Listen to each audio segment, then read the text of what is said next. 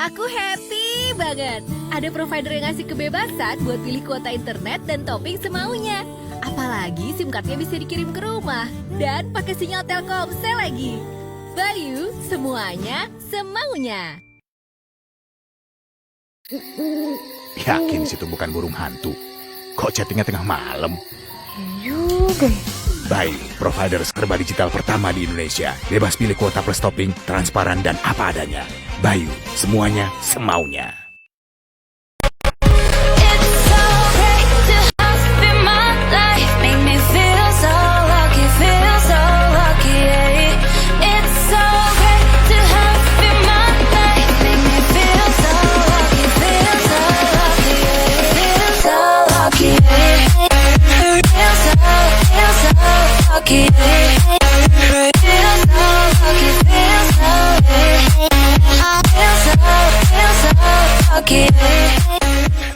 Halo Yotres, bagaimana kabarnya? Semoga kita dalam keadaan sehat terus ya.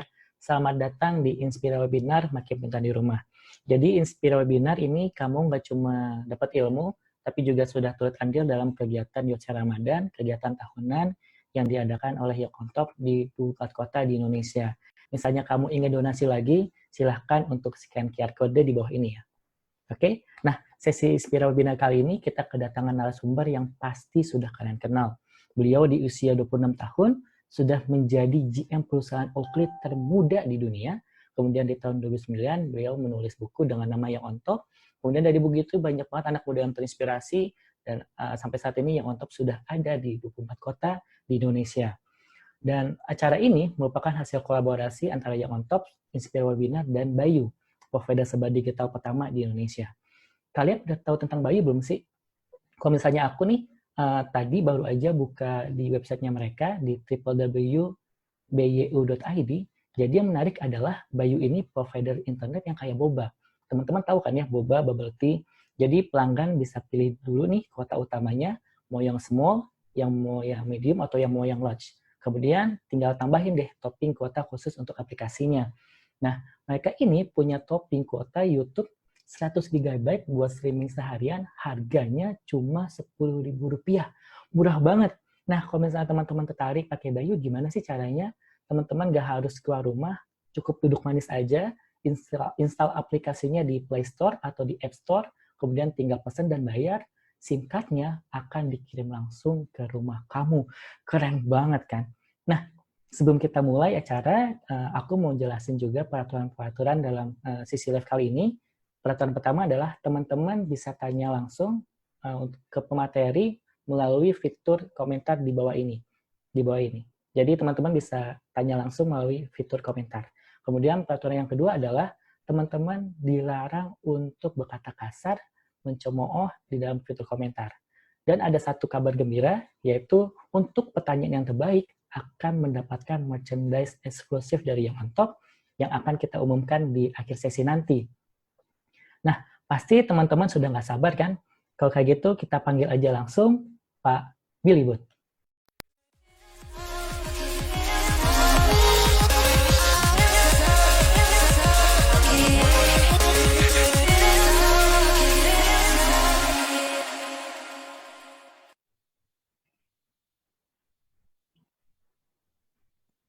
Halo Pak Billy. Ya. Halo. Tes, bisa dengar? Jelas? Bisa. Halo Pak. Oke, gimana kabarnya nih Pak? Selama 1 bulan kayaknya kita nggak ketemu ya. Iya, habis gimana dong keadaan kayak begini? Oh ya, buat teman-teman misalnya ada sedikit trouble, silahkan di-refresh halaman Facebook-nya, nanti bisa cek lagi untuk live-nya kayak gimana ya. Jadi misalnya ada sedikit trouble, di-refresh aja untuk halaman Facebook-nya. Nah, Pak Billy, aku tuh ini kayaknya udah kedua kalinya aku moderatorin Pak Billy ya. Yang pertama ya? berapa puluh tahun yang lalu ya? Nggak nyampe sih, nggak nyampe berapa tahun yang lalu. Pertama itu tahun 2013 di Malang waktu itu. Di Malang. Masih gabung di Yang On Top Malang. Nah, ingat banget. Kafe namanya Kopi Sosial, jadi kafenya itu kafe khusus buat teman-teman komunitas. Itu Pak Billy kebetulan ada acara di Malang, akhirnya kita culik buat bikin sesi-sesi tanya jawab gitulah tentang Yang On Top ya. Ya, seru waktu itu. Nah, anyway, untuk tema kali ini kan kita menghadapi the new normal, Pak. Benar ya? Nah, maksud dari the new normal itu apa sih, Pak? Oke, jadi sebenarnya kita semua udah ngerasain ya bahwa mungkin kalau kalau kita flashback 1,5 bulan atau even 2 bulan terakhir lah gitu. Kayaknya semuanya normal-normal aja gitu ya. Terus kemudian kita yang kerja, yang berbisnis, yang sekolah, yang kuliah, semuanya ngerasain kayak istilahnya business as usual. Kita ke Oke. kantor, kita absen, kita meeting, kita ketemu klien dan seterusnya gitu. Nah, terus kemudian mendadak jebret gitu ya saya ingat kalau nggak salah waktu itu di pertengahan Maret, kalau nggak Maret 14-15 itu semua udah mulai ada rumor nih, wah kayaknya kita mesti stay di rumah, belum ada PSBB waktu itu ya. Jadi Oke. tapi di antara kita semua udah tahu nih bahwa wah kayaknya COVID-19 coronavirus di luar negeri makin kacau, kayaknya mulai masuk ke Indonesia. Terus kalau nggak salah di awal Maret tanggal 2 kalau nggak salah, itu pertama kalinya pemerintah ngasih tahu bahwa ada pasien 1 dan pasien 2 di Depok waktu itu kalau nggak salah, ya kan? Iya benar. Nah, Benar. kita makin banyak ngobrol-ngobrol, harus gimana, sampai akhirnya kita kerja dari rumah, gitu. Jadi istilah yang 1,5 bulan atau 2 bulan yang lalu belum ngetop WFH gitu ya. Sekarang ini kayaknya udah akrab banget di mata kita, di telinga kita, setiap kali kita chatting pasti ngomonginnya tentang WFH, yaitu work from home gitu. Nah, pertanyaannya kan sebenarnya kan ini sementara atau ini akan selamanya? Apakah kita sepantasnya untuk berpikir bahwa keadaan sekarang ini akan segera pulih di 1 bulan ke depan, di bulan Juni, di bulan Agustus, ada yang ngomong bahwa sebulan ke depan kayaknya udah membaik kok gitu loh. Terus kemudian ada yang bilang di bulan Agustus membaik, Oktober membaik. Kemarin kalau nggak salah Pak Jokowi udah bilang kalau nggak salah sampai dengan akhir tahun kelihatannya juga bakal akan terus-terusan belum membaik gitu ya. Nah, jadi kita berharap bahwa ada yang bilang tahun depan 12 bulan dari sekarang baru akan membaik. Nah, ya. Bahkan Direktur Nasionalnya Amerika Serikat tuh bilang bisa jadi ini COVID ini akan jadi penyakit musiman ya, Pak? Nah, bisa jadi. Nah, ini kan semuanya kan akhirnya beredar kan macam-macam kan. Apakah ini adalah sebuah penyakit yang sekarang bisa mungkin nanti akan hilang tapi tidak akan hilang sepenuhnya? Karena kan COVID ini kan kalau kita tahu penyebarannya cuma perlu 1 orang menjadi carrier, terus kemudian bayangin satu Indonesia semuanya udah sembuh nih. Taunya seorang Billy misalnya amit-amit ke sebuah negara, balik menjadi carrier. Ya Billy bisa nyebarin ke siapa? Ke keluarga, ke teman, ke rekan kantor dan seterusnya gitu. Jadi akhirnya bisa terjangkit lagi gitu kan. Kita belum ada yang tahu nih setelah seseorang kena virusnya apakah dia menjadi imun, nggak bisa kena 2 kali atau gimana, semuanya masih belum ada jawabannya gitu.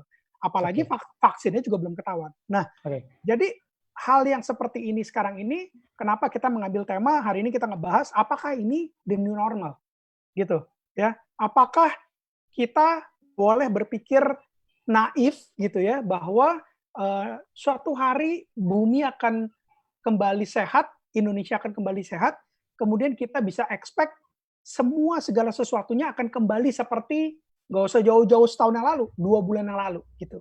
Nah, apakah jadi mindset seperti apa nih yang kita harus lakukan gitu? Nah, kalau menurut saya kita sudah di tengah ketidakpastian ini yang semua orang nanya kita nggak ada yang tahu jawabannya, saintis nggak bisa jawab, presiden manapun nggak ada yang bisa jawab gitu ya. Nah, jadi kalau menurut saya dari sudut pandang pebisnis ya entrepreneur, sebaiknya kita mempersiapkan mindset kita untuk something yang the worst scenario. Gitu. Nah, pertanyaannya Pak, ini kira-kira nih the new normal ini berdampak ke seluruh lapisan masyarakat nggak sih? Apakah cuma emang orang-orang yang kantoran aja atau cuma pembisnis aja atau gimana tuh? Oke, kalau kita perhatikan dari banyak dari banyak hal gitu ya, dari banyak hal biasanya kalau kita ngelihat sekarang virusnya ini kenanya yang pertama kali kan rata-rata kan penyebarannya karena orang traveling, ya kan? Nah, dari orang traveling ini terus kemudian biasanya traveling siapa? Orang-orang yang lebih punya duit, mungkin middle class. Mereka traveling apakah mereka dari liburan, apakah mereka bisnis trip dan seterusnya. Nah, kalau kita melihat dari yang terjadi sekarang, ini kelihatannya kalau pertanyaan dari Sabil, apakah semua lapisan masyarakat? Kalau ini penyebarannya nggak bisa diberhentiin, semua lapisan masyarakat akan kena, Sabil. gitu. Iya. Cuman mungkin kalau kita ngelihat fasenya, kita akan ngelihat fasenya dari orang-orang yang traveling dulu, orang yang punya uang untuk mungkin sosialisasinya lebih lebih apa ya, lebih sering, lebih apa ya, frekuensinya lebih banyak dan seterusnya gitu. Tapi nanti itu akan trigger down sampai dengan ke semua lapisan masyarakat, pasti. Oke. Jadi semuanya termasuk kalau misalnya banyak kan di otak saya mahasiswa nih ya. Mahasiswa akan berdampak pasti karena akan ada banyak lebih ke pembelajaran jarak jauh kan kayak gitu kan. Betul. Nah, Nah, jadi nggak usah ngomongin nggak usah ngomongin mahasiswa, Sabil. Kita ngomongin ini the minute ya, yang saya paling khawatir sekarang ini adalah ketika kita bulan depan, Ramadan, bulan puasa. Kemudian kita tahu di akhir bulan Ramadan adalah, merayakan hari kemenangan buat umat muslim, yaitu lebaran. Nah, kita tahu kalau lebaran itu biasanya yang paling sering dilakukan adalah mudik, ketemu sanak keluarga dan seterusnya. Kalau saya ngelihat dari data BPS tahun lalu, itu yang mudik ke Jawa Tengah, ke Jawa Timur, itu ada 20 juta orang, Sabil. yes. 20 juta orang loh. Nah, ini cukup butuh, saya nggak tahu berapa orang yang menjadi carrier. Let's say yang mudiknya ada berapa? 100 orang menjadi carrier aja, misalnya dari Jakarta atau mungkin dari Medan atau dari Bandung segala macam, mudik ke Jawa Timur dan Jawa Tengah, ketemu sanak keluarga. Kan nggak mungkin dong begitu mudik kemudian yang sorry ya Bapak Ibu, saya self quarantine dulu, karantina mandiri dulu selama 2 minggu, kan nggak mungkin. Pasti langsung ketemu, cium tangan dan seterusnya gitu. Nah, ini begitu di kampungnya akan kena, begitu mereka balik lagi ke masing-masing kota tempat mereka bekerja, ini akan lebih parah lagi gitu. Nah, kalau sampai ini terjadi, yang tadi pertanyaan Sabil, yang kena kalangan kayak gimana sih? Seluruh lapisan masyarakat pasti kena, gitu. Oke. Nah, berarti kan kondisi ini mengharuskan kita untuk lebih sering di rumah kan, Pak? Betul. Hampir 100% lah, bahkan kehidupan kita di rumah semua, bahkan dari mahasiswa semuanya di rumah, bahkan pekerja pun WFA di rumah 100% kan. Nah, banyak tuh teman-teman aku yang nge-tweet, gimana sih cara ngebagi waktu antara kehidupan sosial sama pekerjaan atau kuliah nih? Karena mereka tuh kayak nggak balance gitu Pak waktunya Pak. Ada yang lebih banyak buat orang tuanya atau ke keluarganya, bahkan nanti pekerjaannya kelupaan, dan bahkan ada sebaliknya juga yang fokus ke kerja, bahkan keluarganya pun nggak sempat ketemu gitu walaupun satu rumah. Nah, gimana sih cara biar bisa ngebagi waktu tuh Pak?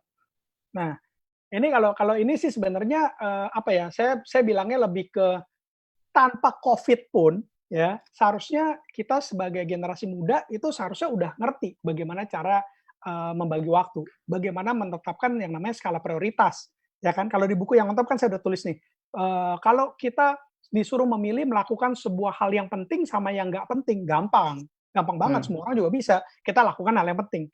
Yang lebih sulit justru bagaimana membagi waktu, memprioritaskan sesuatu, mungkin ada 3 hal yang penting.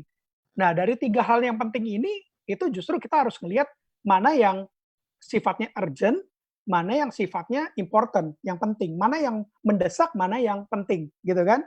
Nah, Oke. itu siapa yang menentukan itu? Siapa yang paling tahu sebuah hal itu mana yang penting, mana yang urgent? Ya cuma diri kita sendiri, Sabil.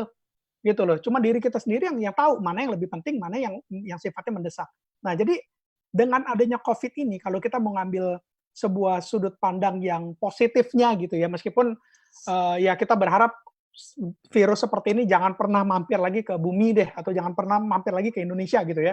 Tapi kalau ngelihat sesuatu yang positifnya adalah kita semuanya, yang tadi teman-teman Sabil nanya gitu, bagaimana membagi waktu di rumah, ya COVID ini akhirnya memaksa kita semua untuk belajar menggunakan otak kita untuk bisa memilih mana yang sifatnya urgent, mendesak, penting dan mendesak, dan mana yang sifatnya penting doang, dan mana sifatnya yang biasa-biasa aja dan yang nggak penting.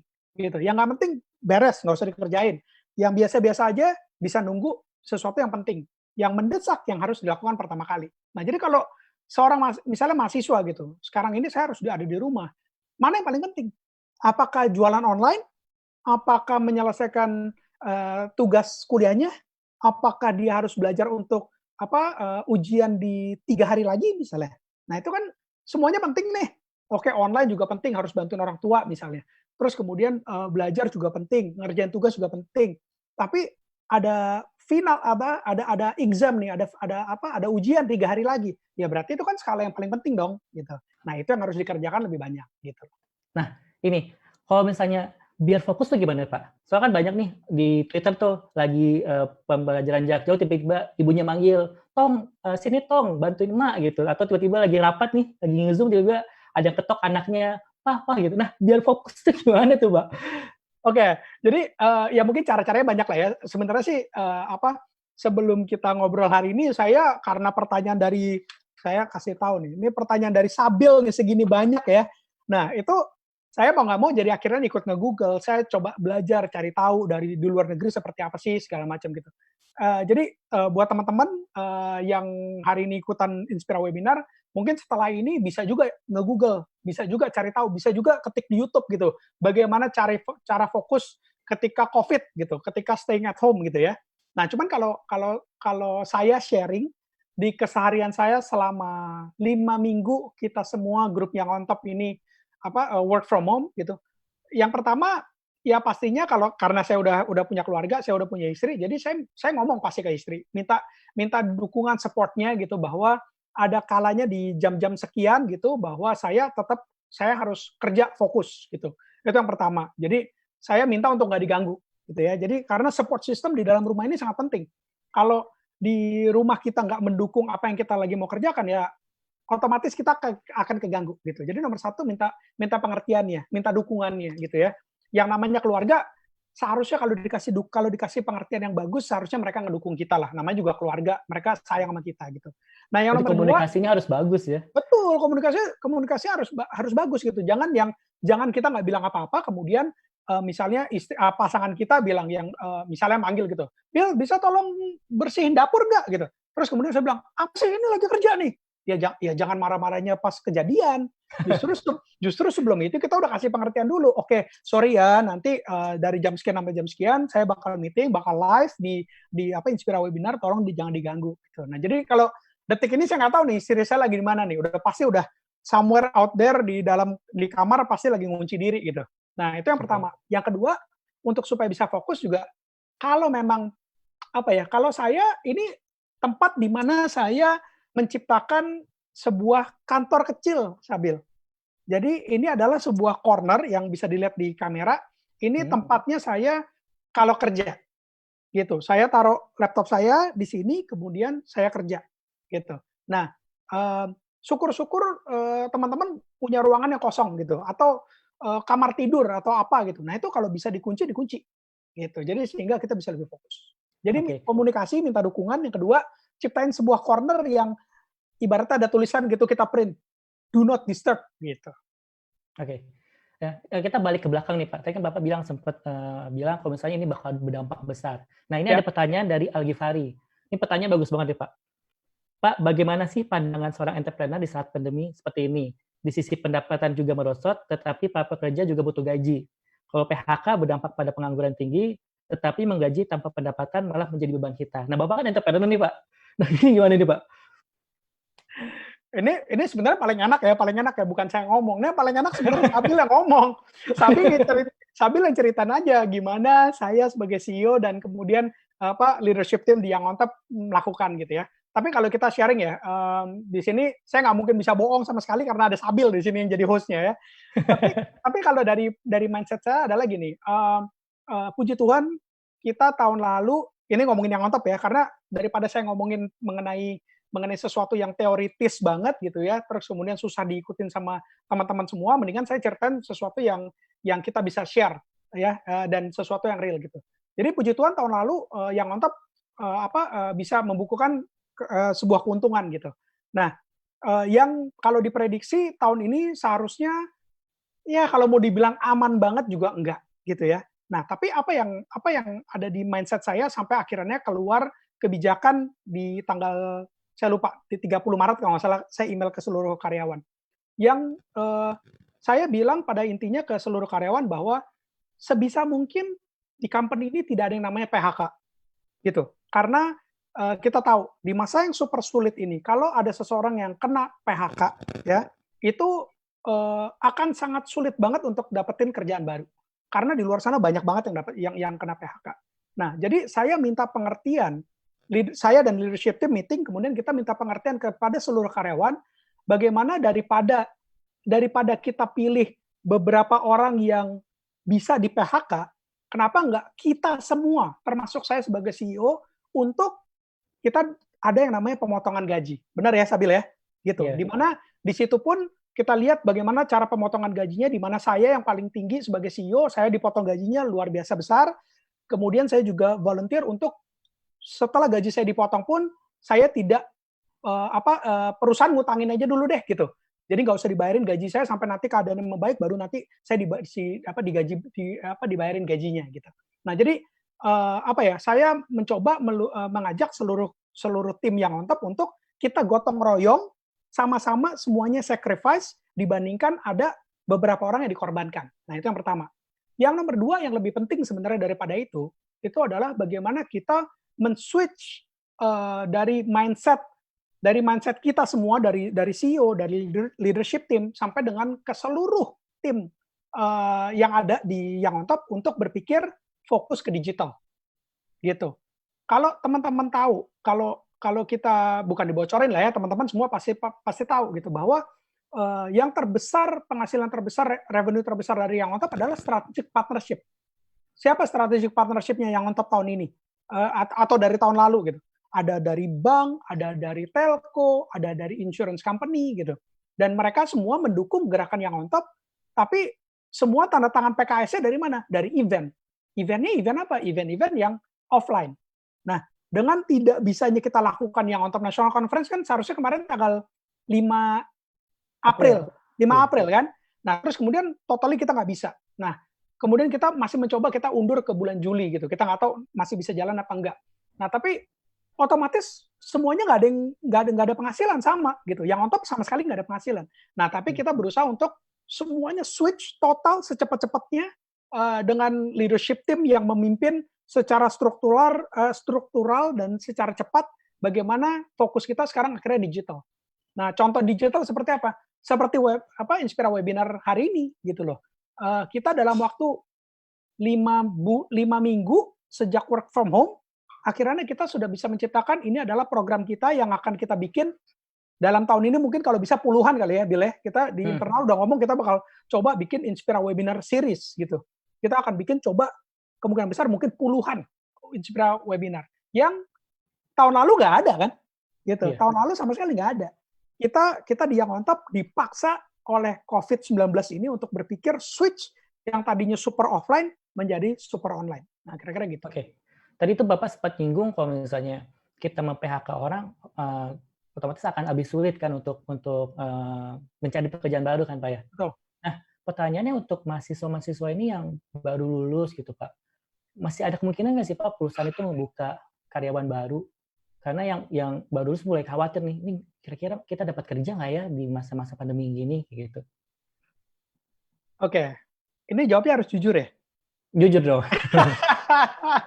Oke, jadi kalau saya harus ngejawab jujur, kekhawatiran itu sangat masuk akal, Sabil. Kenapa? Karena kalau tidak ada COVID, kalau tidak ada depresi, tidak ada resesi, ya, yang namanya bisnis akan semakin menjamur. Bisnis yang kelas kecil akan menjadi menengah, yang menengah diharapkan akan menjadi besar. Kelas-kelas bisnis ini akan sangat mempengaruhi yang namanya jumlah rekrutmen karyawan, ya kan? Jadi yang kecil yang tadinya cuma punya 10 karyawan akhirnya mungkin bisa berkembang jadi 50 karyawan, yang tadinya udah 50 bisa jadi 100, bisa jadi 1000. Itu kalau ekonominya bagus, gitu. Nah, sehingga setiap tahun yang kalau nggak salah datanya adalah sekitar 600.000 university graduates, gitu ya, itu menjadi punya kesempatan untuk masuk ke dunia kerja. Terus kemudian kalau yang mungkin SMK juga sama gitu ya. Kalau ekonominya bagus, mereka akan bisa punya kesempatan untuk masuk ke dunia kerja. Nah, di saat resesi seperti ini, banyak banget yang kena PHK. Banyak banget karyawan yang kena PHK. Artinya apa? Artinya fresh graduate itu harus kerja ekstra keras karena harus bersaing dengan mereka-mereka yang baru kena PHK. Dan mereka-mereka yang kena unpaid leave, gitu. Jadi yang kena unpaid leave, yang kena PHK karena COVID ini, mereka kan otomatis berusaha mencari kerjaan baru kan. Nah, teman-teman mahasiswa yang baru lulus, unfortunately kenyataannya adalah mereka akan bersaing dengan mereka-mereka yang baru kena PHK. Apakah chance-nya yang baru lulus menjadi lebih sulit kalau misalnya dibandingin sama yang baru kena PHK? Nggak juga. Ini dari dulu saya selalu bilang di buku yang on top, di artikel saya, di semua seminar yang saya ngomongin gitu, bahwa satu-satunya atau bukan satu-satunya lah, sesuatu hal yang paling penting yang harus dimiliki mahasiswa supaya pada saat mereka lulus mereka bisa disandingkan gitu ya menjadi potential kandidat dari orang-orang yang udah kerja mungkin 2-3 tahun adalah apa? Adalah experience di dalam organisasi. Gitu. Jadi kalau sekarang teman-teman mahasiswa yang selama 2-3 tahun terakhir sudah rajin atau aktif atau bahkan ketua BEM, ketua jurusan, ketua apapun itu, atau rajin ada di organisasi yang on top, ada di organisasi di luar kampus gitu ya, pegang jabatan penting, pegang jabatan ketua, itu seharusnya nggak usah terlalu khawatir. Karena mereka-mereka ini itu ketika mereka fresh graduate, oke, belum punya pengalaman kerja, tapi itu sudah bisa disandingkan dengan mereka-mereka yang udah kerja 2-3 tahun. Gitu. Jadi kalau merangkum yang barusan Sabil nanya, akan lebih berat, punya kekhawatiran seperti itu sangat masuk akal. Karena memang yang mencari kerja jumlahnya jadi banyak banget. Sementara kekuatan perusahaan untuk meng-hire sekarang lagi sangat tipis, lagi kecil. Oke, ini menyambung pertanyaan dari Bramesyo Aji, Pak. Tadi kan sempat ngebahas tentang masalah depresi kan. Nah, ini bagaimana sih cara para mahasiswa dan pemuda saat ini dalam menghindari depresi sama WFH? Mungkin dia sama WFH atau depresi itu Pak, nggak bisa kemana-mana tuh. Mungkin ya kalau ini at least ini yang saya lakukan lah ya. Ini at least yang saya lakukan lah. Mungkin kalau saya mungkin nggak curhat ke semua ke tim di yang on top, tapi kalau di awal-awal ketika WFH mengambil sebuah kebijakan-kebijakan yang adanya pemotongan gaji dan seterusnya, dan company saya yang lain ada harus yang juga tetap ada yang harus di unpaid leave dan seterusnya. Itu saya sebagai seorang entrepreneur sedihnya luar biasa gitu ya, dan benar-benar susah diomong lah. Maksudnya saya seorang pengusaha itu akan sangat rentan banget dengan yang namanya bisa depresi gitu ya. Nah, tapi apa yang saya lakukan ya saya coba untuk olahraga. Ini jawabannya klise banget sih, memang saya tahu gitu. Tapi kita akan coba untuk olahraga karena dengan olahraga itu keluar hormon-hormon endorfin lah dan sebagainya gitu yang bisa ngebuat kita lebih rileks, membuat kita lebih happy dan seterusnya gitu. Jadi olahraga definitely. Terus kalau kemarin saya ngobrol dengan beberapa orang lihat yang lu kurusan ya sekarang ya gitu. Kurusan sebenarnya bukan karena diet gitu, mungkin karena stres, oke, gitu ya, tapi karena olahraga dan juga karena makanan lebih dijaga gitu. Jadi kalau selama ini ke kantor gitu ya, makan siang ngaco-ngaco gitu ya, sering makan di warteg lah dan makan di restoran gitu, makanan berlemak segala macam gitu. Selama saya di work from home ini, saya lebih banyak masak sendiri, kemudian karena masak sendiri jadi tahu kan ingredients mana aja sih yang boleh dimasak, mana yang enggak, mana yang boleh dimakan, mana yang sehat, mana yang enggak gitu. Tidur cukup, olahraga, makanan dijaga, kira-kira itu. Itu akan mempengaruhi dari fisik kita dulu gitu. Karena kalau fisik kitanya bukan sempurna, fisik kita bagus, mental kita akan menjadi lebih baik juga gitu. Oke. Aku agak tarik ke belakang yang tadi yang Pak Billy bilang, kalau misalnya yang untuk kan memang sebelumnya lebih fokus ke offline event ya Pak. Ya. Otomatis ada penurunan untuk pemasukan atau bagaimana. Nah, bukan penurunan lagi, nggak ada pemasukan lah sekarang. Nggak ada pemasukan tuh benar. Nah, kira-kira bisnis yang mulai turun dan akan naik atau mulai naik tuh di masa pandemik ini ada nggak sih Pak? Yang turun kan pasti banyak kan, kayak bisnis hiburan. Kalau yang naik tuh akan seperti apa itu Pak? Bisnis model-model kayak gimana? Oke. Nah, ini menarik nih, sebenarnya dari beberapa minggu yang lalu atau even dari sebulan yang lalu lah, karena kita udah work from home udah 5 minggu ya.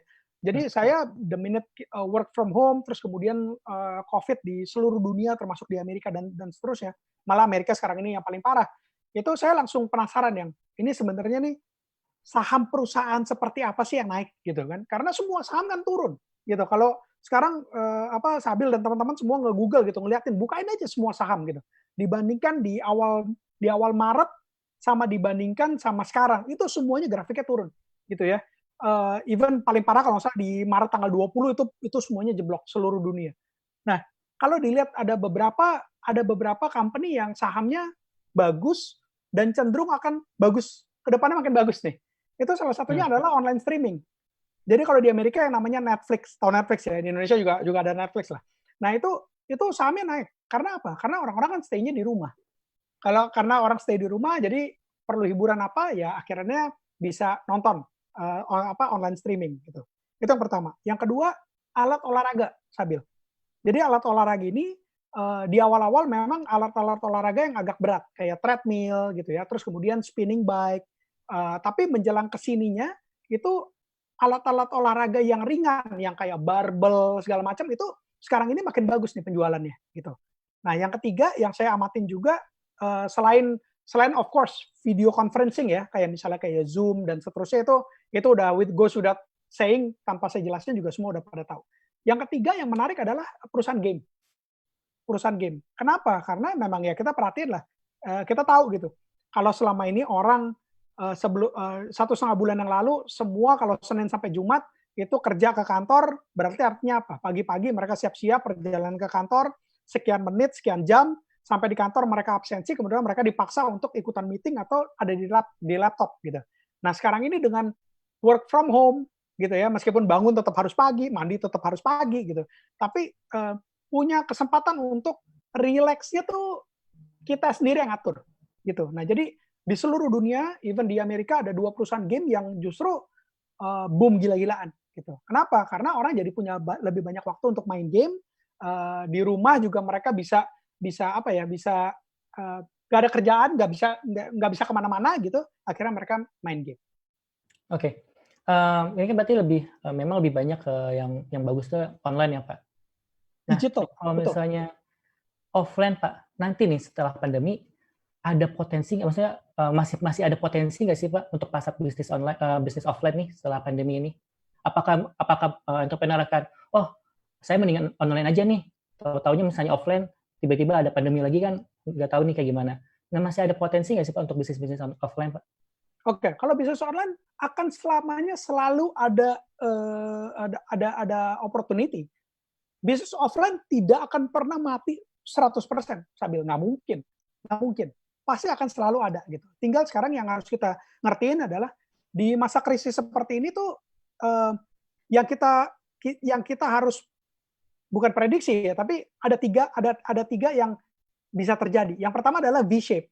V-shape ini kita berharap dari kurvanya dari sini gitu ya, terus kemudian kita lagi turun, kemudian kita langsung bounce back-nya cepat. Ada yang namanya U-shape. U-shape ini berarti kita sekarang turun, tapi kita recovery-nya lama nih. Ya, karena kita recovery-nya lama, kemudian baru naik lagi. Nah, ada yang terakhir L-shape. Ini yang paling bahaya. Ketika pertama kali turun, kemudian naiknya lama banget, cenderung datar gitu. Nah, kalau ngomongin bisnis offline, kita ngomongin restoran lah paling gampang ya, mungkin restoran, kafe, coffee shop kayak gitu-gitu. Apakah suatu hari akan naik lagi? Ya pastilah. Gini, pertanyaan saya gampang aja. Kalau COVID dinyatakan besok tanggal berapa? 19 April. Dinyatakan oleh WHO per tanggal 19 besok, COVID lenyap dari bumi ini. Pertanyaan saya, tanggal 20 April, seluruh mall, seluruh restoran ramai nggak? Pasti ramai. Kenapa? Karena kita semua kangen untuk berinteraksi, ketemuan orang, hangout, nongkrong, minum kopi, dan seterusnya. Benar nggak? Nah, Benar. kalau jawabannya seperti itu, ya berarti akan ramai lagi. Bisnis online akan tetap jalan lagi. Tinggal yang tadi saya bilang, V-shape, U-shape, atau L-shape. Itu yang harus kita tahu gitu. Kalau L-shape ya berarti mungkin semuanya akan balik seperti 1,5 bulan yang lalu ramenya, yaitu mungkin 2 tahun lagi. Mungkin baru 3 tahun lagi baru bisa seramai kemarin gitu. Tapi kalau U-shape mungkin 1,5 tahun lagi baru ramai. Tapi kalau V-shape mungkin bulan Agustus sudah ramai lagi gitu loh. Nah, jadi kalau ditanya offline masih akan punya kesempatan untuk bagus lagi apa enggak? Yes, pasti.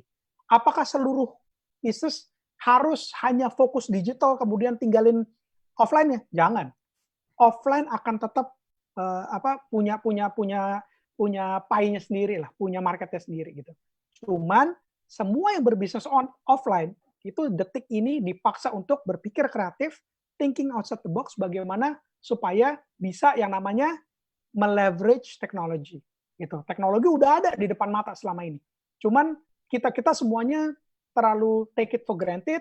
Kita semuanya selama ini nyantai-nyantai aja. Oh ya udah dah, yang penting kalau orang-orang bilang leverage digital, pakai digital tuh berarti asal punya akun Twitter, asal punya akun Facebook, asal punya akun Instagram, seperti itu gitu. Ya enggak. Sekarang ini kebayang kan bahwa punya akun-akun sosial media aja nggak bisa menopang bisnis kita gitu. Jadi harus gimana lagi? Ya harus berpikir bagaimana masing-masing bisnis ini bisa bertransformasi, evolve, adaptasi dengan apa yang sedang terjadi. Gitu. Contohnya aja deh, Sabil.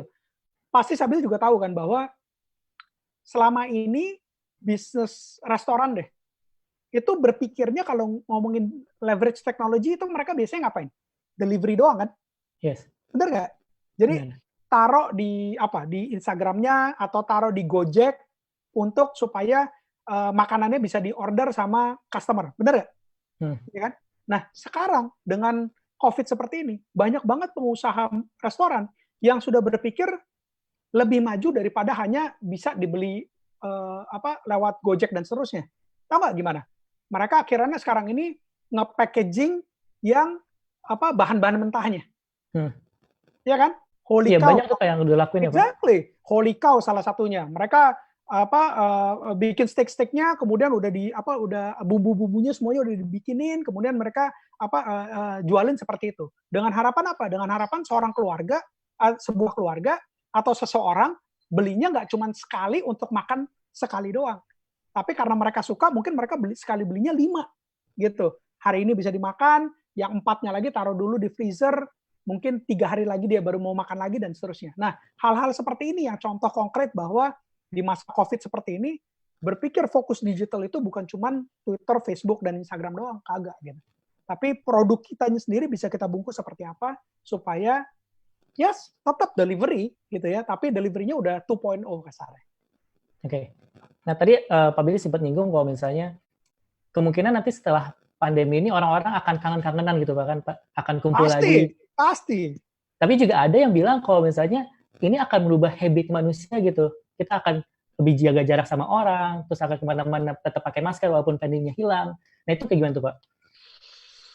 Wow, kalau ini my gut feeling bilang sih begitu dideklar sebuah negara aman gitu ya, atau oleh WHO dibilang aman, saya rasa definitely nggak mungkin V-shape, kemungkinan besar akan U-shape. Orang yang mungkin di awal-awal selama sampai dengan Desember misalnya gini, pemerintah Indonesia bilang COVID kayaknya hilang sejak Agustus misalnya. Saya berani yakin September, Oktober, November, Desember kita semua masih pakai masker. Nah, ini yang saya sebut sebagai U-shape.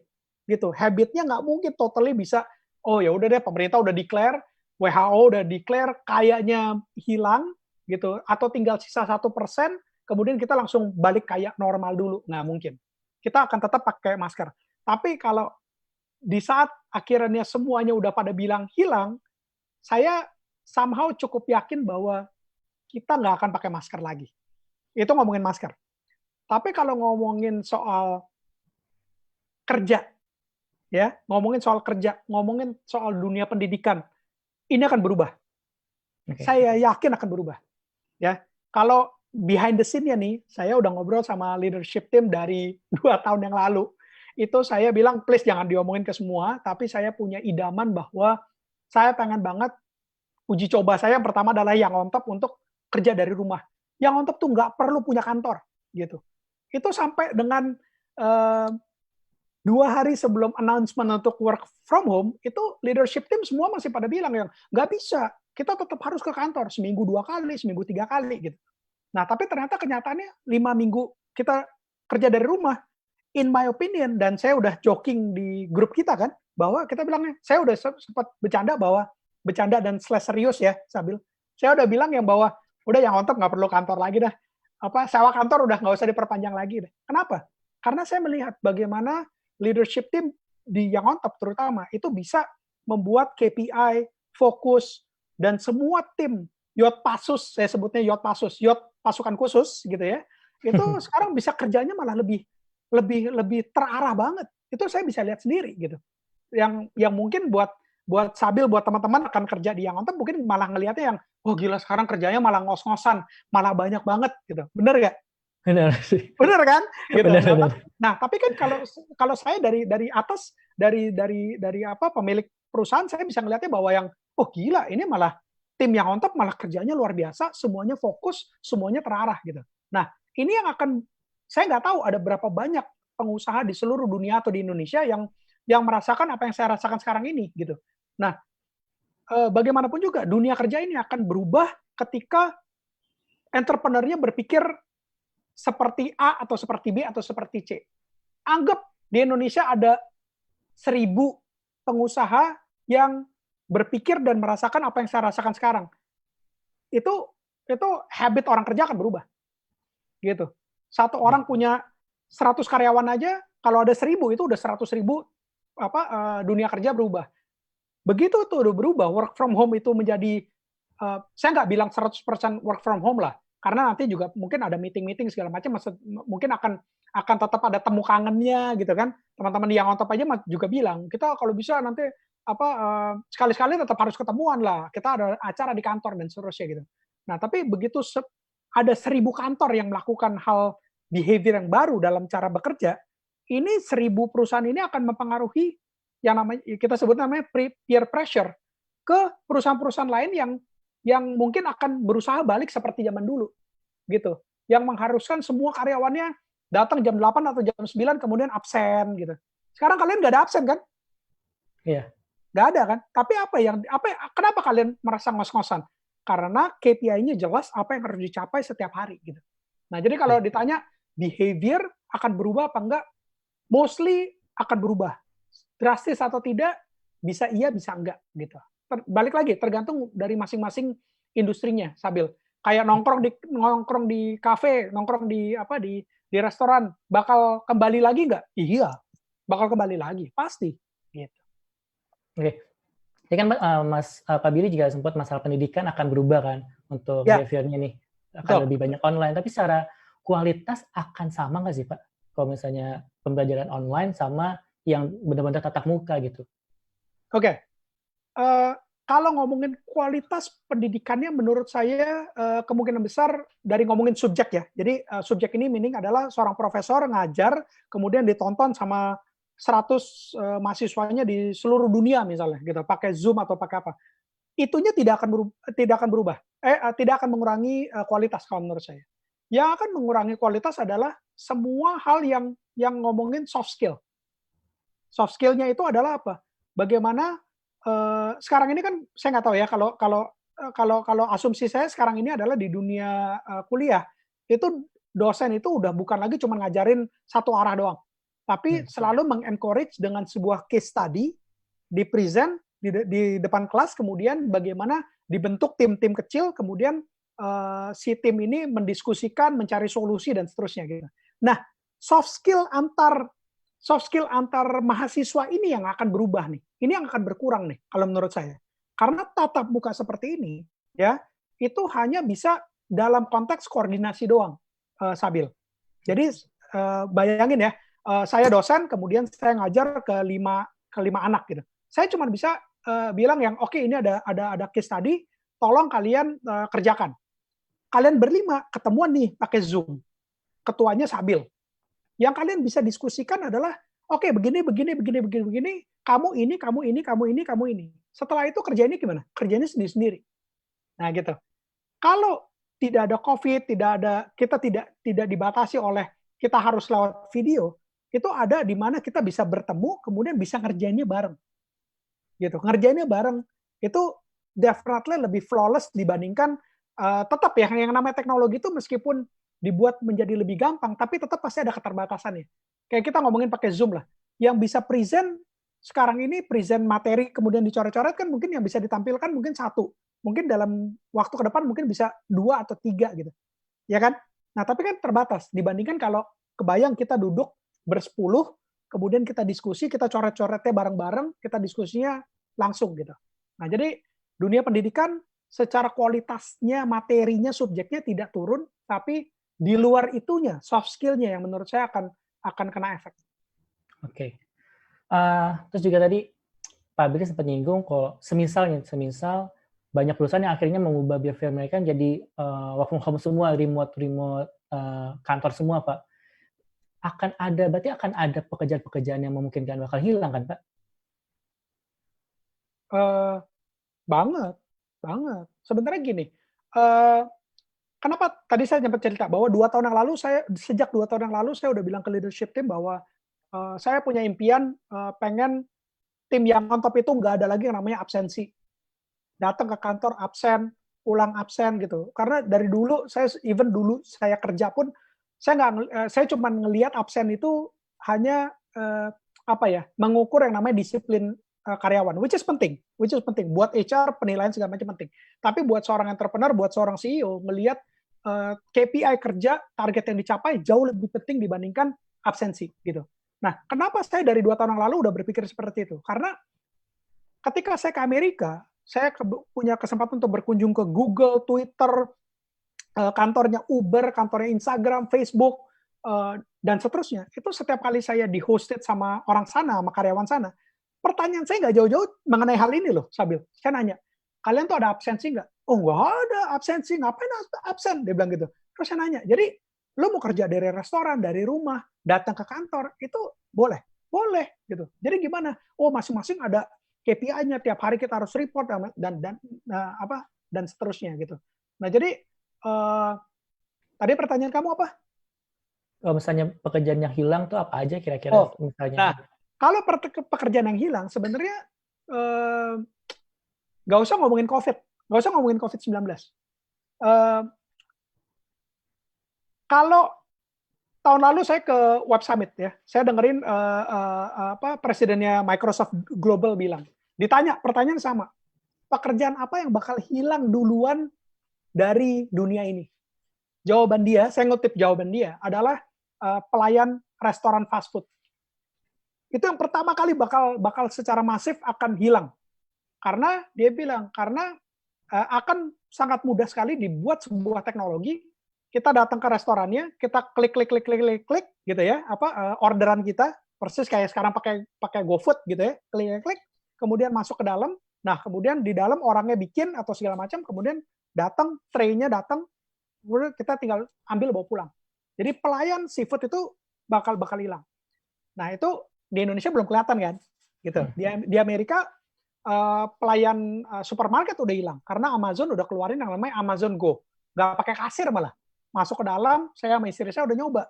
Masuk ke dalam, scanning, ke dalam ngambil keripik apa segala macam, semuanya ada ribuan sensor, keluar tinggal jalan keluar doang, nggak usah pakai check out, tit, gitu, nggak perlu lagi. Nah itu pelayan supermarket kasirnya udah pada hilang. Di Indonesia tanpa kita sadarin, ada teknologi yang sudah membuat banyak pekerjaan hilang. Tahu nggak apa? Penjaga tol. Penjaga tol. Yang selama ini kalau kita masuk ke tol itu ada 5 gerbang, gerbang tol, 5-5-nya dulunya ada orang. Dan itu semuanya kerjanya pakai shift. Nggak mungkin satu orang kerja 12 jam kan? Nah, tol buka 24 jam, berarti paling sedikit tiap gerbang itu mempekerjakan 3 penjaga gerbang tol. Sekarang semuanya udah gone. Karena apa? Karena semuanya kita udah ngetap, gitu ya, bayarnya pakai ini. Yang sekarang saya sadar juga adalah apa? Penjaga ini secure parkir di mall-mall. Parkir di mall-mall sekarang juga udah pakai scan, kemudian bayarnya juga udah pakai bisa pakai flash, bisa pakai Breezy, bisa pakai e-money dan seterusnya gitu.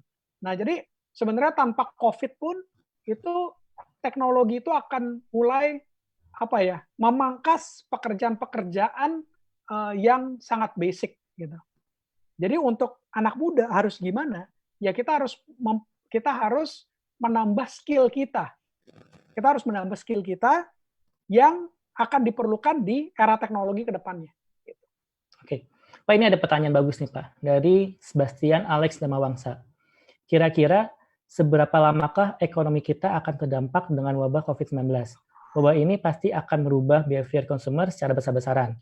Kira-kira dalam jangka pendek menengah,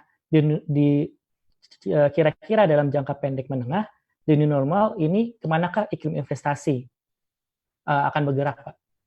Oke. Pertanyaannya buset deh. Saya kan bukan profesor ekonomi, makroekonomi gitu loh. Gini, ini dari yang saya tahu aja ya. Belum tentu, saya disclaimer dulu, belum tentu apa yang saya ngomong ini akan terjadi. Saya bukan cenayang, saya bukan pengamat ekonom gitu ya. Tapi kalau dari keterbatasan knowledge yang saya punya dan dari yang keterbatasan otak saya untuk menilai apa yang sedang terjadi, ini ekonomi kita sih akan kena hit mungkin bisa 2-3 tahun ke depan sih. Gitu. Untuk bisa sampai menyamakan ekonomi kita seperti 2019 itu mungkin baru terjadi di 2000 berapa tuh? Kalau 3 tahun dari sekarang berapa? 2023. 23.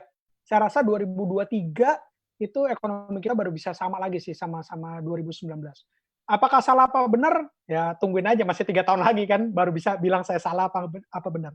Nah, ngomongin dunia investasi, dari yang saya pelajarin, kalau ngomongin stok ya, ngomongin saham di bursa, itu yang paling real. Bukan paling real, itu yang paling real time, itu yang paling cepat. Jadi COVID hari ini ada berita apa, itu detik per detik itu mereka bergerak gitu. Makanya di Maret tanggal 20 itu ada pengumuman, ada pandemiknya semakin tinggi dan seterusnya, itu semuanya anjlok gila-gilaan gitu. Nah, stok di bursa itu yang paling cepat kenanya. Jadi kalau pelan-pelan akan balik lagi, itu yang tadi saya bilang. Secara prediksi saya sih 3 tahun ke depan akan tetap naik lagi gitu ya. Kalau ngomongin properti itu biasa kenanya delay gitu. Jadi kalau teman-teman yang sekarang ini punya cash kemudian mau beli properti, menurut saya jangan dulu gitu. Lebih baik cash-nya itu disimpan dulu saat ini, untuk kita nggak akan pernah tahu kan pandemi ini akan berapa lama. Jadi cash itu kalau bisa di reserve gitu ya. Kita di reserve, kita gunain hanya untuk yang kita perlu, untuk darurat, untuk keluarga dan seterusnya gitu. Kalau ngomongin yang tapi saya pengen banget nih, dari tahun lalu pengen beli rumah, mendingan sabar nunggu setahun lagi gitu. Karena kalau properti di seluruh dunia itu begitu ada resesi, itu harganya nggak langsung turun. Properti itu nggak pernah harganya langsung turun, karena biasanya pemilik properti itu di awal-awal 6 bulan, 8 bulan ke depan, itu mereka belum ngerasain perlu harus BU, harus jual rumahnya, itu enggak. Gitu. Tapi begitu misalnya resesinya setahun kemudian mereka mulai seret, baru mereka akan menjual propertinya. Jadi kalau properti akan sedikit kena delay. Whether I'm right or wrong, bisa aja saya salah, tapi itu yang saya amatin. Nah, menyambung nih pertanyaan dari Regina Natali Arios. Kalau misalnya untuk milenial, Pak, di masa ini investasi apa yang paling cocok untuk milenial di masa pandemi ini, Pak?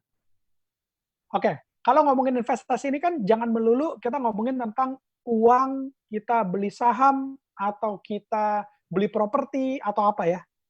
Kalau saya ngelihat investasi yang terbaik itu adalah bagaimana kita mengisi otak kita. Dari dulu sampai sekarang. Itu saya selalu bilang, the best investment adalah bagaimana kita bisa mengembangkan diri kita. Kita isi otak kita isi karakter baik di dalam diri kita. That is always the best investment. Nah, saya ngomong ini bukan teori.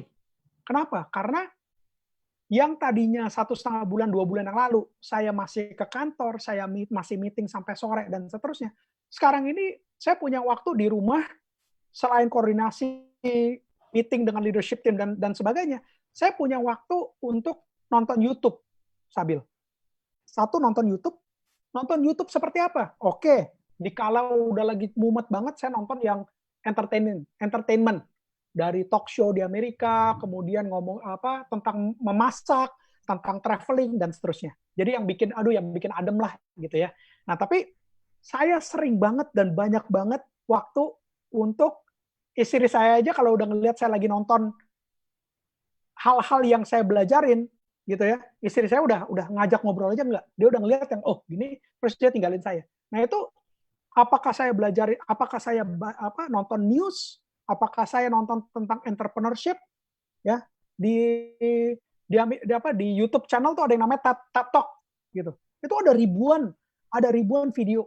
Terus kemudian saya juga nonton ada channel namanya ALUX, gitu. Ini banyak banget tips-tips tentang menjadi seorang pengusaha, tips untuk menjadi sukses, tips untuk menjadi tidak miskin dan seterusnya. Itu saya nontonin semuanya, gitu. Nah, itu yang pertama, saya nonton YouTube. Saya investasi untuk pengembangan knowledge pikiran saya, gitu.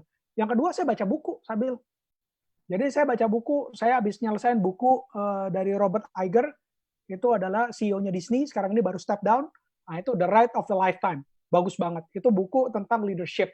Sekarang ini saya udah lagi baca buku dari CEO-nya Salesforce, Mark Benioff. Judul bukunya Trailblazer. Itu juga buku tentang bagaimana perjalanan dia yang di awalnya nggak dipercaya sama banyak orang, sampai akhirnya sekarang kalian kalau nggak tahu Salesforce apa, abis ini coba Google Salesforce. Jadi Salesforce itu productivity management tools. Mungkin saat ini salah satu yang paling besar di dunia. Kalau gedung tertinggi yang di kota SF itu apa? Itu adalah Salesforce Tower. Nah gitu. Jadi kalau ditanya tadi untuk millennials, nggak usah untuk millennials. Untuk saya yang bukan millennials saja, investment terbaik yang saya lakukan pada saat sekarang ini work from home adalah ngisi otak saya dengan knowledge. Oke. Pak, ini ada pertanyaan dari Mbak Endang Wasiati. Halo Mbak Endang. Banyak yang bilang tidak akan sama lagi setelah pandemik. Gimana penjabaran Pak Billy, baik di bisnis maupun kehidupan? Yang tadi saya bilang ya, jadi kalau secara frontal tidak akan sama lagi seperti sebelumnya, sudah pasti tidak akan sama lagi. Udah pasti tidak akan sama lagi. Karena apa yang sudah terjadi selama 5 minggu terakhir dan kita nggak tahu sampai kapannya ini, itu akan pasti mengubah yang namanya mindset, pasti mengubah yang namanya karakter, pasti mengubah cara berpikir kita, cara bertindak kita, dan lifestyle kita. Itu pasti berubah. Tapi apakah berubahnya se ekstrim kalau dulu orang-orang ke restoran, nongkrong di kafe, setelah pandemi selesai, tidak akan pernah lagi ada orang-orang yang nongkrong di kafe, di restoran. Tidak akan lagi ada orang-orang yang jalan-jalan ke mall. Itu juga enggak. Gitu. Apakah setelah pandemi selesai, tidak ada satupun perusahaan atau seluruh perusahaan pasti akan semuanya 100% work from home? Pasti tidak juga. Gitu. Jadi berubah tidak seperti dulu, iya. Memang iya, udah pasti. And that's why we call it the new normal. Gitu. Tapi bukan berarti nggak seperti dulunya itu 180% totally bertolak belakang. Tidak, pasti tidak. Gitu. Apa yang terjadi sekarang ini hanya akan mengubah sedikit atau bahkan mungkin bisa sampai setengahnya gitu ya, dari apa yang selama ini kita lakukan bisa berubah gitu. Tapi menghapus seluruhnya, definitely enggak. Oke. Ini tadi pas Pak Billy ngejelasin kalau misalnya di kantor itu ternyata setelah WFA makin produktif, banyak yang komentar nih Pak. Apa? Banyak komentar, di kantor saya nggak kayak gitu, malah lebih menurun performanya. Nah ini menyambung pertanyaan dari Mas Fajar Faisal Iskandar, bagaimana cara Mas Billy monitoring timnya dengan cara atau tools apa saja selama WFH daily dan weekly-nya? Toolsnya apa sih Pak yang paling bagus biar tim itu nggak turun performanya? Oke, gini, kalau nanyanya ke saya mungkin kurang cocok. Karena apa? Karena saya dalam posisi yang sekarang ini boleh dibilang cukup enak. Enaknya apa? Selama sekian tahun sebelum ada pandemi, yang saya selalu pikirkan itu adalah bagaimana menciptakan leadership tim yang kuat.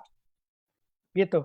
Jadi kalau sekarang ini ada CEO, ada pimpinan perusahaan berpikir bahwa sekarang pandemi, berarti gue harus ciptain leadership yang kuat, top management yang kuat supaya mereka bisa punya sense of belonging, mereka bisa sejalan dengan perusahaan, mereka bisa memimpin timnya masing-masing dengan baik. Menurut saya itu telat. Gitu. Itu udah jauh telat dan salah banget gitu.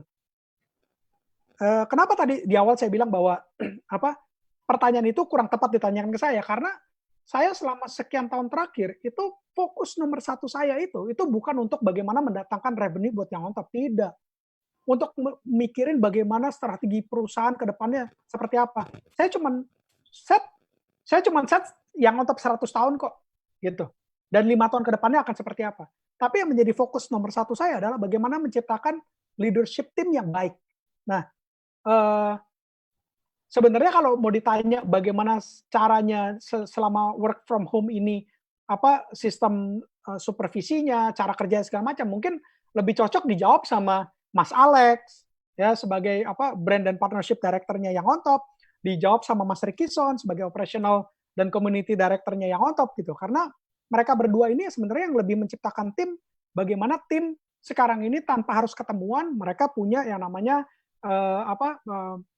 target yang harus dicapai, apakah itu harian, mingguan, dan seterusnya. Cara pelaporannya seperti apa? Nah, itu mungkin yang Sabil bisa share kali, Sabil. Kamu sekarang selama 5 minggu, nggak usah 5 minggu lah, mungkin minggu pertama masih ada kacau-kacaunya deh. Coba di 2 minggu terakhir deh, coba di-share ke kita semua. Cara kerjanya kamu seperti apa coba? 2 minggu terakhir itu kita jam 9 udah harus Zoom video call. Jadi setiap hari, tertata. Tiap hari, sekarang tiap hari. Sama Mas Alex itu tiap hari kita Zoom video call. Jadi reportin apa yang sudah dilakukan kemarin dan apa yang akan kita lakukan ke depan. Terus juga untuk tim event sendiri kita ada pakai Trello, jadi di listnya tuh sedetail mungkin. Jadi nanti si tim usernya tinggal ngeliat timnya udah ngelakuin apa sih, udah ngerjain apa sih gitu. Nah itu memang benar-benar harus dicek secara rutin sih. Apalagi yang untuk masalah Zoom ini juga, bahkan kita kadang-kadang tuh Zoom secara random, Mas. Jadi tiba-tiba nih, kita Zoom nih 2 menit lagi. Nah, itu buat ngasih tahu seberapa ready sih orang-orang ini kerja di rumah, apakah leha-leha, atau emang fokus di kerja, atau gimana gitu. Kalau itu sih yang kita lakuin kayak gitu. Zoom tiap pagi, Zoom random tuh jamnya jam berapa, tiba-tiba kita Zoom, itu buat ngecek nih orang-orang apakah benar-benar ready atau enggak sih. Kayak gitu sih untuk dari tim event sama tim dengan Mas Alex juga. Nah, itu bayangin. Nah, itu jadi yang pertanyaan tadi dari Mas Fajar itu yang terjadi di level operasional. Kalau di level saya sama level directors, direksi, itu sampai detik ini belum pernah sekalipun kita Zoom meeting. Kenapa? Karena semuanya koordinasi secara flawless. Itu nggak ngomongin di schedulein lagi gitu ya, tapi udah secara flawless. Itu saya selalu udah dapetin apur. Tahu apur nggak? Nah, yang nggak tahu apur berarti belum baca buku yang on top, ya kan? Belum baca buku yang on top. Nah, apur ini adalah automatic progress update report. Jadi my directors dari Mas Alex, dari Mas Alex, Mas Ricky dan teman-teman yang lain, itu mereka udah selalu menjalankan apur, gitu. Itu di WhatsApp saya mau Japri, mau di WhatsApp-nya leadership team, itu mereka selalu ngasih apur tanpa ditanya mau jam 11 malam. Mau jam totonya Mas Ricky bangunnya pagi, totonya jam 5.45, totonya udah ada tuh kadang-kadang gitu. By the way pengen ngabarin ya, PKS-nya dengan klien ini udah nyampe sini. By the way untuk kesiapan Inspira webinar ini gitu. Nah itu udah saya dapetin gitu. Nah jadi saya bersyukur banget punya leadership team yang memang udah sejalan, udah sevisi, udah selevel sama saya gitu. Makanya yang on top-nya bisa jalannya sekarang ya di level operasional pasti lebih ngos-ngosan, saya tahu gitu. Nah, jadi kalau balik lagi ke pimpinan di luar sana yang baru berpikir yang sekarang work from home, berarti kita harus menciptakan ini, kita harus ciptain tim yang kuat, leadership yang kuat, manajemen yang kuat, teamwork yang kuat. Ya telat kali gitu loh, selama ini kemana aja gitu. Oke, jadi salah satu solusinya adalah baca buku yang on top ya, Pak. Nah ini ada nih mana ya? Nah itu tuh. Ini ada nih tuh ya. Baca buku yang on top update. Baca buku yang on top. Oke Pak, ini ada lagi pertanyaan dari Ida Bagus Jaya Sukarya. Pak, untuk kami yang latar belakangnya studinya di bidang sains murni, kira-kira akan tergantikan tidak ke depannya adanya teknologi AI? Science. Jadi berarti dia adalah scientist dan researcher, kira-kira begitu kan? Yes. Ya, oke. Menurut saya, tergantikan tidak akan pernah tergantikan. Oke? AI itu dari Microsoft yang bikin, Microsoft masuk ke health gitu ya. IBM dari Watson, IBM Watson masuk ke health gitu. itu si CEO-nya semuanya itu udah berkali-kali bilang kok bahwa apa yang kami kerjakan ini adalah untuk mempermudah para saintis, untuk mempermudah para dokter dalam pengambilan keputusan, dalam mempercepat pencarian sebuah solusi gitu. Jadi pemilik maupun CEO-CEO giant technology ini yang punya resources luar biasa, yang sudah berhasil menciptakan AI di berbagai bidang aja, itu mindset-nya udah bilang kok bahwa engine yang dibikin ini bukan untuk menggantikan para saintis, tidak gitu. Jadi nggak usah khawatir, justru para saintis ini akan dipermudah gitu. Bayangin gini deh, 1000 tahun yang lalu mungkin 1000 tahun yang lalu belum ada kalkulator, ya kan? Semua orang harus ngitungnya kayak begini-begini. Gitu. Nah, akhirnya ada pencipta kalkulator. Pencipta kalkulator untuk apa? Untuk ngegantiin orang nggak? Enggak. Tapi untuk mempermudah ngitung-ngitungnya gitu loh. Jadi kalau ditanya akan digantikan apa enggak, nggak usah khawatir. Cuman waktu saya ingat banget, kalau nggak salah sekitar 6 bulan yang lalu saya diminta untuk ngomong di depan para college students, scientist di kalau nggak salah saya lupa kalau nggak salah di Surabaya gitu. Nah, pesan saya satu waktu itu. Saintis muda ini jangan pernah melakukan riset dan hanya targetnya adalah untuk menjadi sebuah makalah. Jadi berhenti risetnya itu hanya di atas kertas, jangan. Karena apa? Karena sebuah riset yang terbaik itu adalah yang bisa bermanfaat buat orang banyak. Gitu. Jadi kalau cuma riset, kemudian ketemu hasil risetnya, kemudian jadi makalah, kemudian dapat angka gitu ya, dapat skor, aduh sayang banget gitu loh. Terus makalahnya masuk ke gudang, nggak tahu, nggak pernah dipakai lagi gitu, itu sayang banget gitu. Saya berpikir kalau saya lahir kembali kemudian saya memilih untuk menjadi saintis misalnya gitu, saya pasti pengen menciptakan sesuatu yang akhirnya bisa diproduksi, akhirnya bisa bermanfaat buat banyak orang gitu. Tapi balik ke pertanyaan kamu tadi, AI menggantikan saintis atau tidak, nggak akan pernah.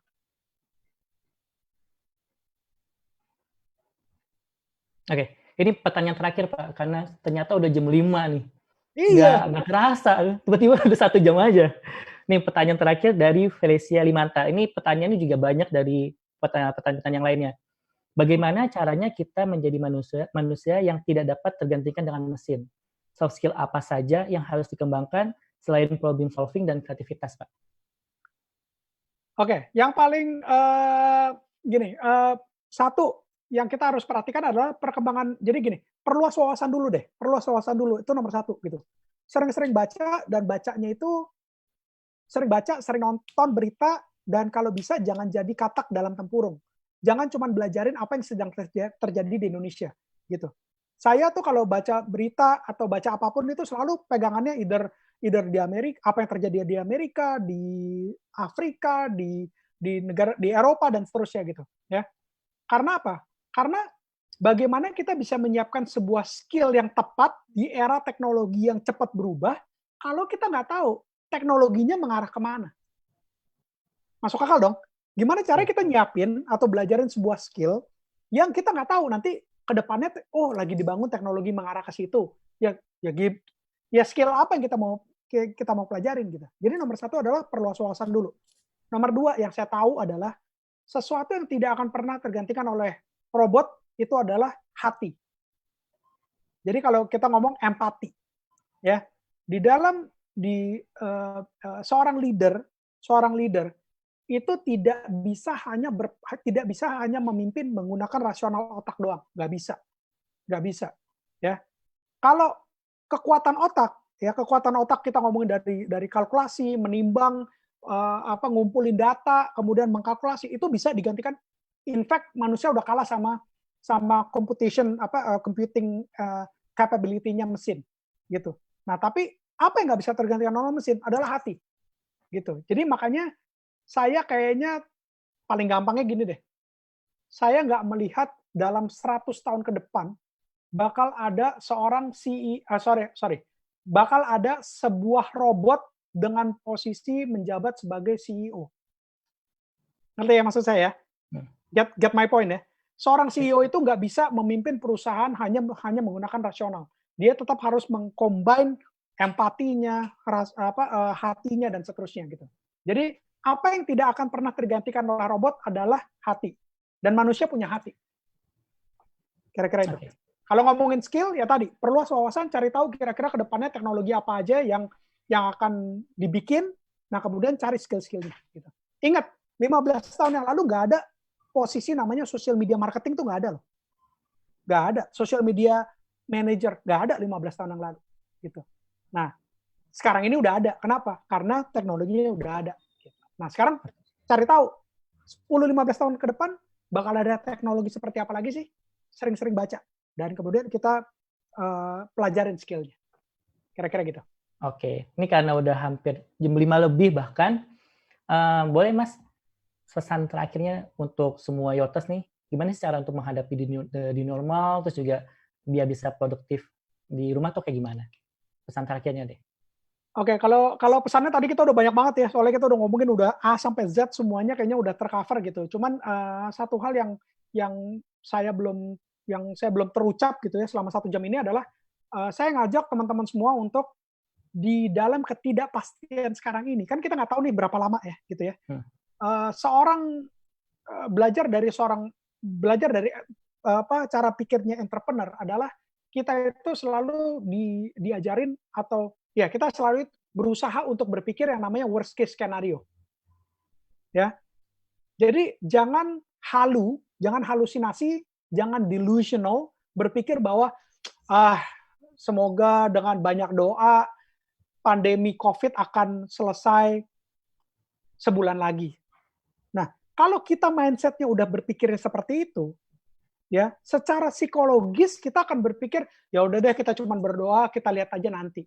Nah, kalau saya itu berpikirnya apa? Pandemi ini akan selesainya 1-2 tahun lagi. Kasarnya seperti itu. Sehingga apa? Kalau kita udah di mindset-nya tahu gitu ya bahwa pandemi worst case-nya adalah 2 tahun lagi pandemi baru selesai, berarti saya harus gimana? Nah, ngerti ya? Jadi kalau kita udah siapin worst case skenario-nya, dengan demikian kita akan dipaksa untuk berpikir kita harus gimana. Nah, pertanyaan yang simple itu, kita harus gimana itu harus tercetus setiap hari, setiap detik gitu. Dengan mempersiapkan sesuatu yang worst case tadi gitu. Nah, itu yang saya pengen ajak semua yang ikutan Inspira Webinar untuk berpikir dan bertanya ke diri sendiri, gue harus ngapain nih? Anggap aja pandemi ini baru selesai 5 tahun ke depan. What should you do? Nah, itu coba direnungin, coba dilakuin gitu. Kira-kira itu aja sih. Thank you banget Pak Billy, udah 1 jam lebih kita diskusi. Semoga apa yang disampaikan bisa bermanfaat buat teman-teman semuanya ya. Amin, amin. Dan stay safe semuanya. Kita harus kita harus bantu pemerintah semuanya. Jangan pernah bilang yang saya kan cuma 1 orang gitu. Jangan. Kita semua harus rame-rame. Kitanya sendiri stay home ya, di rumah terus. Dan kita kalau ngelihat ada teman-teman yang masih cuek, masih jalan-jalan segala macam, tolong ingetin gitu. Karena pandemi ini, karena sama aja bohong, para medis berusaha menyembuhkan yang udah sakit, kalau penyebarannya terus ada gitu. Mau sampai kapan selesainya gitu. Jadi kalau menyelesaikan sebuah pandemi, sebuah masalah seperti ini adalah nomor 1 adalah stop dulu penyebarannya, baru kita sembuhin yang udah sakit. Bukan kebalikannya, bukan sembuhin yang sakit, tapi penyebarannya belakangan, gitu. Nyetopinnya belakangan, karena nggak akan pernah habis, gitu. Kita nggak mau kan 270 juta penduduk kita semuanya kena COVID kan nggak pengen kan, gitu. Jadi kita semua harus berperan aktif, bantu pemerintah, bantu Indonesia untuk bisa sembuh secara cepat dengan stay at home. Oke. Thank you so much buat Pak Billy buat sharing hari ini. Nah, buat teman-teman daripada bingung mau ngapain di rumah, mulai hari ini nggak usah khawatir. Kalian bisa buka aja websitenya Yang On Top di www.yangontop.com karena ada ribuan artikel yang bisa kalian baca dan pastinya akan bermanfaat buat kalian semua. Tadi kan ada banyak tuh yang nanya, gimana caranya biar soft skillnya nambah? Nah, salah satunya bisa baca di artikelnya di www.yangontop.com. Nah, ini juga nih. Kalian, ya?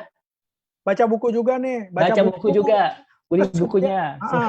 Terus besok juga saya mau meluncing sesuatu di bilibun.com. Nah. Wow. Nggak sekarang, Pantau terus. launchingnya besok aja di Ya. bilibun.com, terus nanti lihatlah ada tab-tabnya apa. Nah, coba nanti dilihat gitu. Oke, jadi pantau terus ya teman-teman di bilibun.com atau di websitenya yang on top, benar ya Pak Billy ya? Yes. Oke.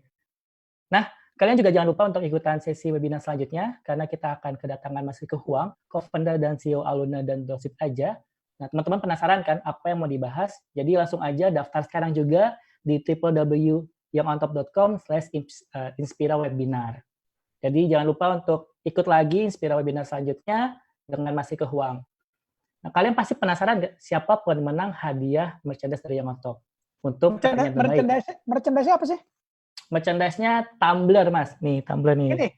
Tumbler yang mana? Oh, yang respect. Ini. Wih. Nanti bisa pilih lah tumbler yang mana.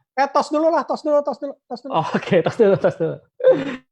Nah, untuk pemenangnya adalah Sebastian Alex Darmawangsa. Jadi nanti akan ada tim yang on top yang akan menghubungi kamu ya. Jadi nanti tim yang on top akan minta data-data kamu untuk kita kirimkan hadiahnya. Dan nggak lupa juga kita mau ngucapin terima kasih juga atas kolaborasi ciamiknya buat Bayu, provider serba digital pertama di Indonesia. Anyway, ternyata teman-teman pengurus yang on top tuh udah banyak banget yang pakai Bayu. Karena selain harganya ramah kantong, experience produknya tuh ngasih kebebasan banget. Sinyalnya pun nggak abal-abal. Karena Bayu ini menggunakan jaringan 4G LTE by Telkomsel. Jadi tunggu apa lagi? Yuk cek info selengkapnya di www.byu.id. Bayu, semuanya semaunya. Jangan lupa untuk follow sosial media yang on top untuk tahu informasi terkini dari kegiatan yang on top, dan juga bakal banyak inspirasi-inspirasi yang akan kita bagikan di sosial media yang on top. Untuk teman-teman juga, untuk e-sertifikatnya akan kita kirimkan melalui email yang sudah didaftarkan di form tiketnya. Jadi misalnya teman-teman ada kendala untuk tidak terima emailnya, bisa DM aja di Instagramnya @yangontop. Akhir kata, saya Sabir Rorsyad, terima kasih banyak. See you on top. Bener itu yang lo suka. Thank you, Bayu. Doyannya musik ya pilihnya kota Thank you, musik Bayu. lah. Bayu keren. Iya juga ya. Buat Bayu, Ramadan. provider serba Thank you digital so much. pertama di Indonesia. Bebas pilih kuota plus topping, transparan dan apa adanya. Bayu, semuanya semaunya. Aku happy banget. Ada provider yang ngasih kebebasan buat pilih kuota internet dan topping semaunya. Apalagi SIM card-nya bisa dikirim ke rumah. Dan pakai sinyal Telkomsel lagi. Bayu, semuanya semaunya.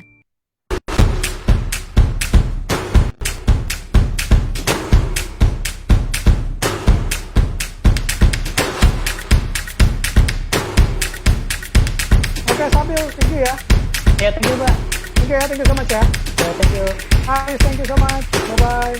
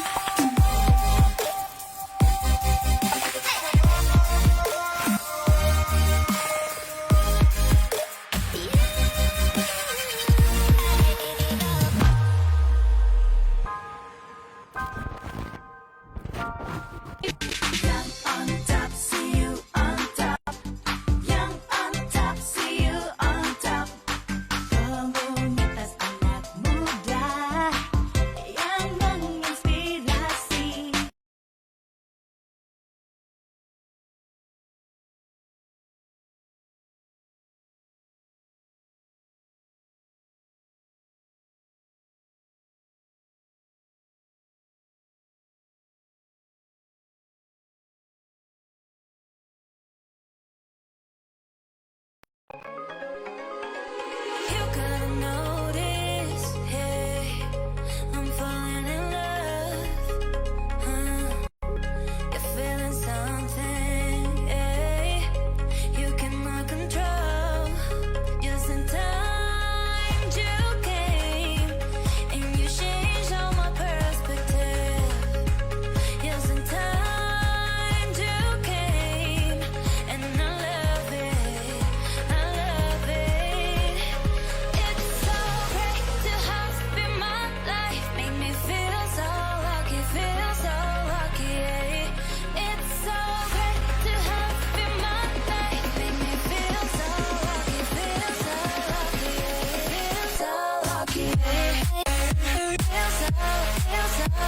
lucky. Feel so lucky, feel so lucky.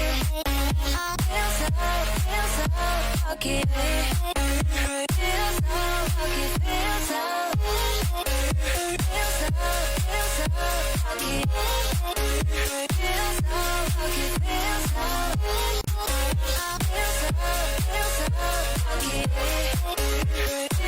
lucky.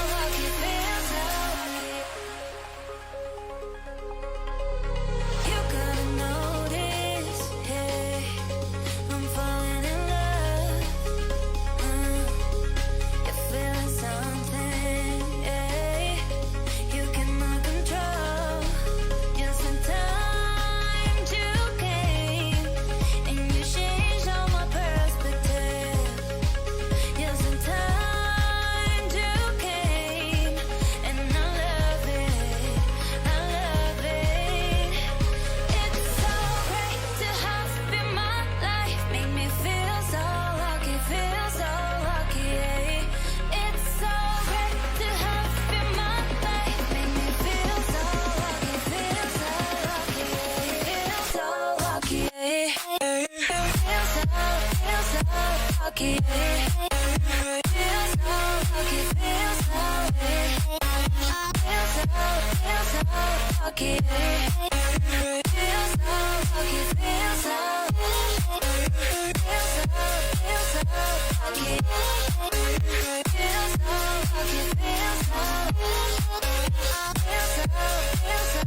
lucky. Feel so lucky, feel so lucky.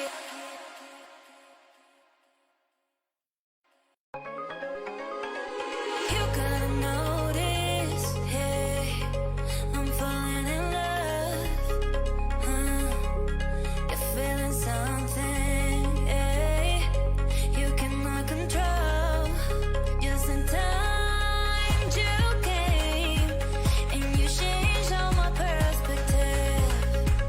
Just in time you came, and I love it, I love it. It's so great to have you in my life, make me feel so lucky, feel so lucky. It's so great to have you in my life, make me feel so lucky, feel so lucky, feel so lucky. Feel so lucky. Feel so lucky, feel so lucky. Feel so lucky, feel so lucky. Feel so lucky, feel so lucky. Feel so lucky, feel so lucky. You gotta notice, hey, I'm falling in love.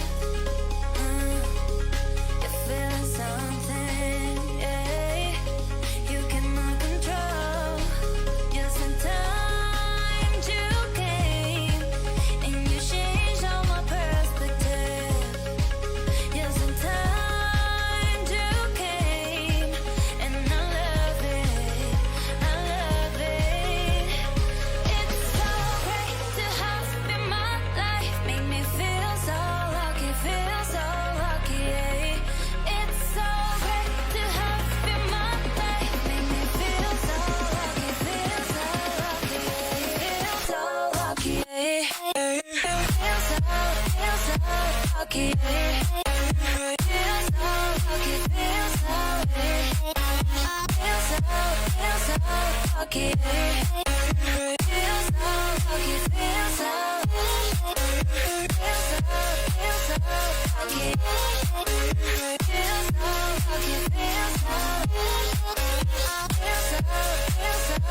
lucky. Feel so lucky, feel so lucky. You gotta notice, hey, I'm falling in love.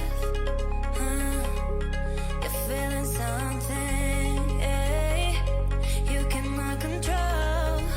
Just in time you came,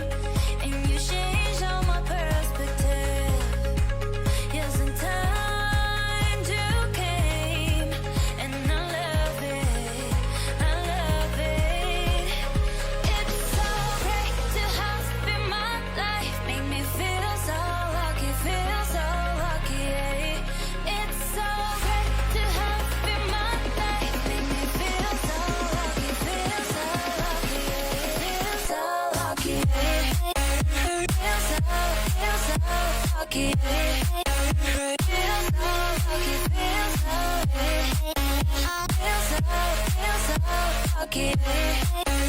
Feel so lucky, feel so lucky. Feel so lucky. Feel so lucky, feel so lucky. Feel so lucky, feel so lucky. You gotta notice, hey, I'm falling in love. You're feeling something, yeah. You cannot control. Just in time you came, and you changed all my perspective. Just in time you came, and I love it. I love it.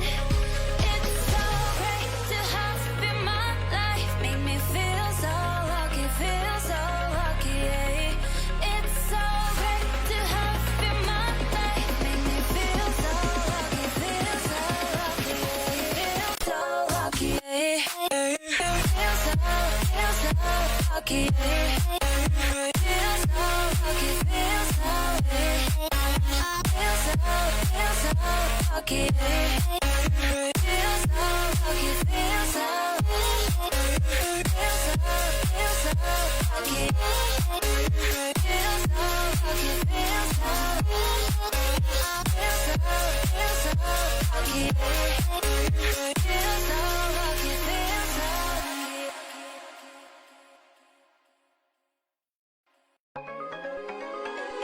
You gotta notice, hey, I'm falling in love.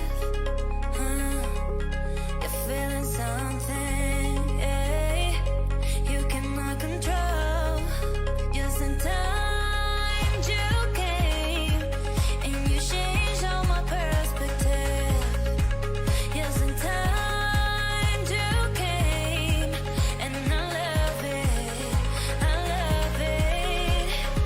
It's so great to have you in my life. Make me feel so lucky, yeah. It's so great to have you in my life. Make me feel so lucky, yeah. Feel so lucky, yeah. Feel so lucky, yeah. Feel so lucky, feel so lucky, yeah. Feel so